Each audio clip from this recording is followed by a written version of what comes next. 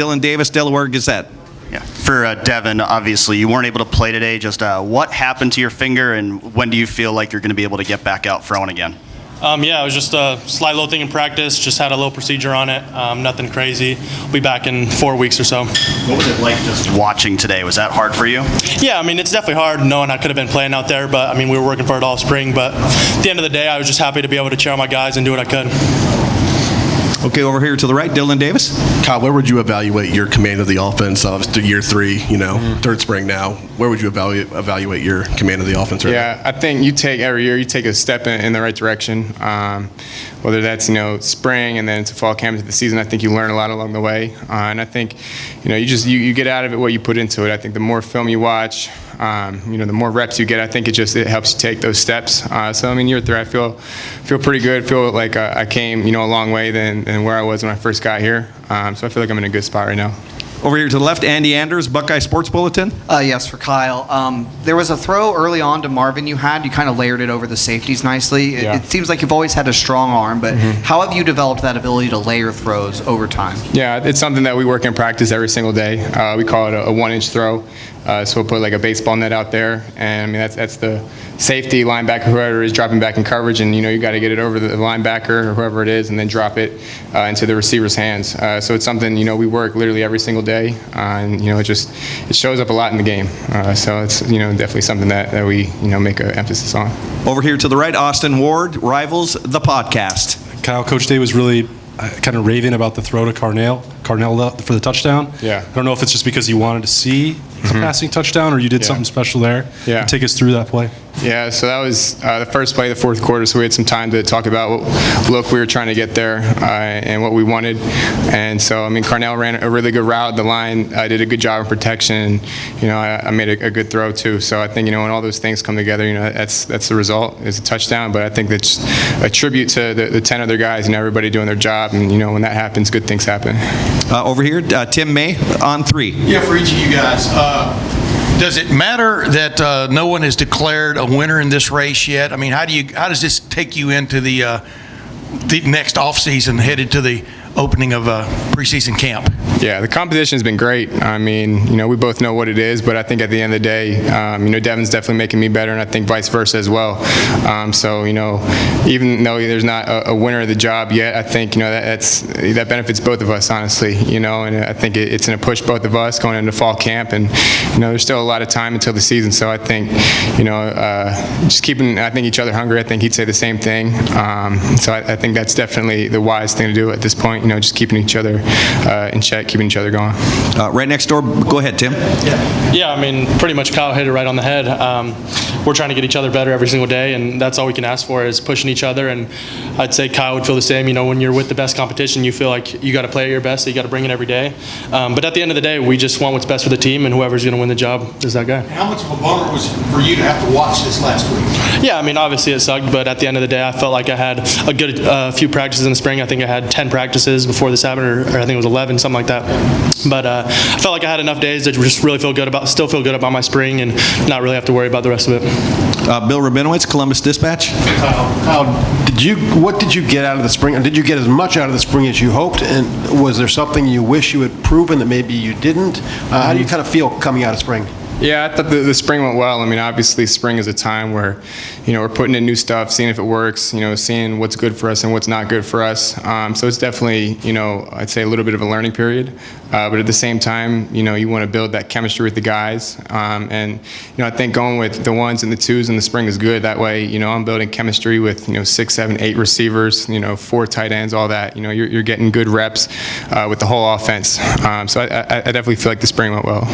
Over here to the right, Doug Lesmaurice, Cleveland.com. For both you guys, Kyle first. Yeah. It's a very different situation, but 5 years ago we were in this room and Dwayne Haskins and Joe Burrow had finished a quarterback competition, and one of those players decided to leave to go do something else.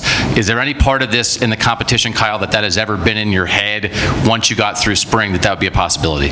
No, I mean, when I committed here, I made a promise to myself that I was just going to come here and compete. And guys have come, guys have go, but at the end of the day, I think if you're confident in your work, confident in your game, you're going to be, at a good spot regardless of who they bring in. And so, you're at a place like Ohio State, they're going to bring in the best quarterbacks, they're going to bring in really good competition, and, you have to earn it every single day. Devin, can you answer that as well? I'm sorry, repeat the question for me. Just the idea of you get to the end of spring, would there be anything in your head, a possibility of thinking about a transfer if you're not thinking you'll be the starter? Yeah, no, that's never crossed my mind. I've always been a guy that's going to stick to my word and stick to where I'm at. And I've always said from the beginning, I came here and I wanted to compete. And, if that's not how it goes, that's how it goes. But I'm sticking around. I'm still a Buckeye. I want to do everything I can to help this team. We're going to go just a couple more questions. Bill Landis, Rivals, the podcast. I think both of you guys can probably answer this. Whichever one of you is the starter in the fall is going to step into a really good situation with all the weapons you have, but not all of them have been available this spring. In fact, most of them haven't been available this spring. How has that been kind of working through that when maybe you go through some struggles? In the back of your mind, do you tell yourself, like, I'm still learning from this, and when we get on the field in the fall, who's around me might be very different? Yeah, like Kyle said, the spring is just a time to learn and grow. We're still trying to figure out what kind of team we have right now. There's a lot of new freshmen that are stepping in. I've never played college football before, and they got to learn the offense just as much as we do at this time, just because everything's so new. And we're just trying to keep adding things, see what works, see what doesn't. And every year it's a different team. It's never the same team every year, no matter who comes in. But injuries is the name of the game. It always happens. But either way, we get to work with guys that are still growing and figure out what works. Over here to the right, Spencer Holbrook, Letterman Row. Kyle, you had 2 years with Coach Wilson and now one with Coach Hartline in the spring. What's that been like for you to go through an offensive coordinator transition? And just now that you're on the other side of it, how do you think that went with Coach Hartline for 15 practices? Yeah, I think Coach Hart stepped into that role seamlessly. I think, he sees the game from a really good perspective. And I think, that's a testament to his time playing and now being a coach. He sees all 11 guys. Sometimes with the receivers coach, you would think, he only knows the pass game. He doesn't know the run game, doesn't know the protections, but he understands all that fully. And I think, he stepped up to the role and hit it out of the park, and we put in some new stuff that worked really well that we'll use going into the fall.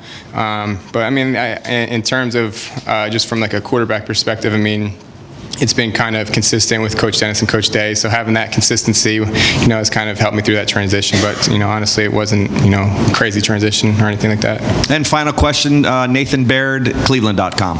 For both of you guys, and this is sort of a follow-up on what Bill just asked you, but with the top receivers not being around necessarily all this spring, with the defensive line having kind of an edge up front, do you guys look at that as an opportunity more than anything, that whoever wins this job, or eventually you're going to have to win with whoever in order to fulfill what Coach Day wants in an Ohio State quarterback? Mm-hmm. Yeah, the starting receivers today, Marvin Harrison, Carnell Tate, and Jaden Ballard, those are 3 really good guys, and that's without Emeka and Julian and Xavier. So, I think even in, the twos today are still really deep. So I don't think, the personnel really, affects, too much of what we do. All the receivers had done a good job of getting open, getting a good job of making plays, catching the ball. And so at the end of the day, being the quarterback, you just have to, do your job, get the ball to the right guys, make the right protection calls, all that. Because at Ohio State, regardless of who's in the game, they're going to be a really good player. So if you're going to be the quarterback here, it's just a matter of getting, the team in the right situation, getting the ball out on time, all those things. So I think it's all in the details. Devin, too? Or no? Good. Yeah, Kyle pretty much hit it. At the end of the day, we're Ohio State. We're always going to have the best players no matter what. And, if they're 2s, 3s, even 4s, they're still going to be some of the best players in the country. And at practice, we try to make practice as hard as possible so that Saturdays are easier. So, when we have guys like JT and Jack Sawyer and Michael, all these guys on the D-line, really pressing us, it forces us to get our feet going, get the ball out faster, and make the game situations a lot easier. Great. Gentlemen, thank you very much. Thank you. Media, thank you very much. Thank you. As soon as I get some stats, I'll rattle them